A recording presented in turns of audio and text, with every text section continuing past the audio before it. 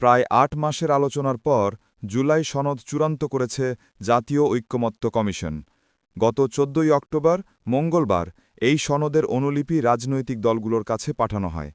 সেখানে জানানো হয়, সংবিধানের ১৫০ এর ২ নং অনুচ্ছেদ, যা ক্রান্তিকালীন ও অস্থায়ী বিধানাবলী সংক্রান্ত, তা বিলুপ্ত করা হবে এবং এ সংশ্লিষ্ট পঞ্চম, ষষ্ঠ ও সপ্তম তফসিল আর সংবিধানে রাখা হবে না।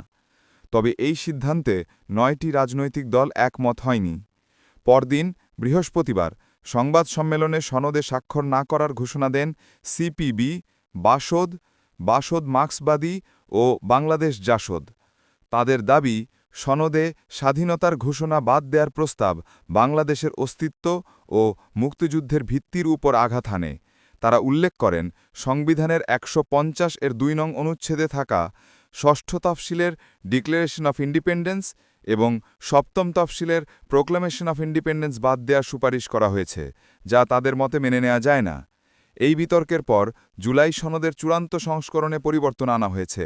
এখন বলা হয়েছে, সংবিধানের ১৫০ এর ২ নং অনুচ্ছেদ সংশোধন করা হবে এবং এর সঙ্গে পঞ্চম এবং ষষ্ঠ তফসিল বাদ দেওয়া হবে, তবে সপ্তম তফসিল থাকবে। ২০১১ সালের পঞ্চদশ সংস্করণের মাধ্যমে সংবিধানে এই ৩টি তফসিল যুক্ত করা হয়েছিল। পঞ্চম তফসিল, বঙ্গবন্ধু শেখ মুজিবুর রহমানের ৭ মার্চের ঐতিহাসিক ভাষণ। ষষ্ঠ তফসিল, ২৬ মার্চের প্রথম প্রহরে বঙ্গবন্ধুর দেয়া স্বাধীনতার ঘোষণা। সপ্তম তফসিল, ১০ এপ্রিল মুজিবনগর সরকারের জারি করা স্বাধীনতার ঘোষণাপত্র। সত্যের অবলম্বনে এসআরআই টিভি সবসময় পাশে থাকবে। সবাইকে ধন্যবাদ দিয়ে শেষ করছি আজকের প্রতিবেদন।